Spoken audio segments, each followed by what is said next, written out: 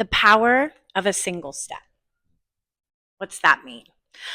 Well, let's say that you want to create something and you have an image in your mind of what it's going to look like, a business, whatever it is, doesn't really matter. If it's your body, you want to get healthy and you want to lose weight or you want to get in shape. Thinking of it from when you get there, when it's there, when it's in form, can be a little bit overwhelming. But thinking about it in steps is makes it a lot more feasible. Like, for example, so writing a book, right? This is my book, Postcards to the Universe. And like, let's say you want to publish a book. Thinking about it done, thinking about it published, thinking about it, it edited, out there. It's like, oh my God, I can't even think about how I'm going to create this. I don't have enough time. I'm so busy, whatever it is.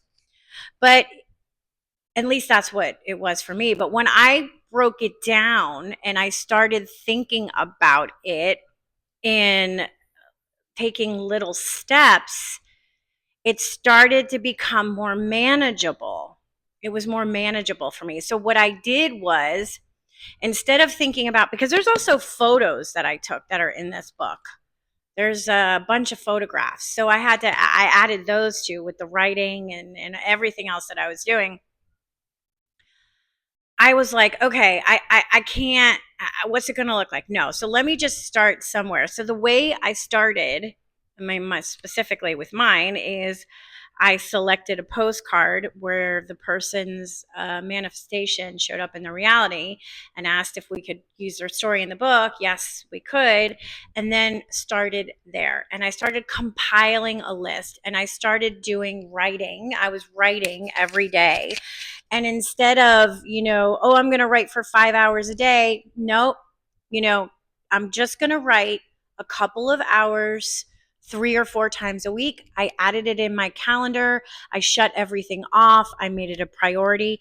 And what started to happen is it started to unfold. The story started to be born. I stopped thinking about it finished and just started thinking about the process of bringing it to fruition. So that's what I mean when I say the power of a single step, whatever that step may be. If it's you want to open up a brick and mortar store, a bookshop / coffee shop / gallery, I think we need more of those around. So anybody who wants to do that, please do it.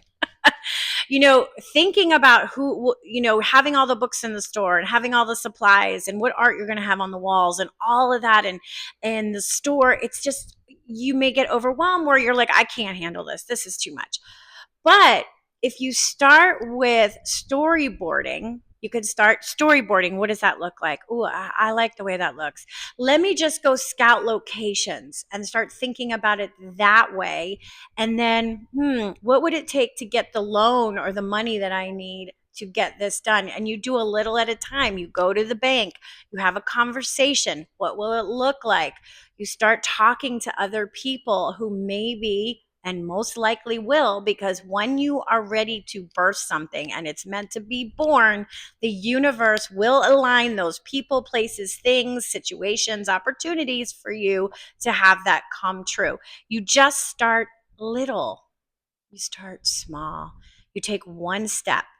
It's like, isn't there like some stupid thing like, how do you eat an elephant? And it's like one bite at a time. Like, I don't know who came up with that, but something like that. Like, you just say, I'm going to do this. I'm not going to worry about all the hows and what it's going to be when it's out there. I'm just going to do, what can I do today? That's it. What can you do today? Because tomorrow's not guaranteed anyway. So what can you do today to bring your dream to fruition? Just one step. And if you commit to one step at a time, you will be successful and you'll have a lot less stress on your life.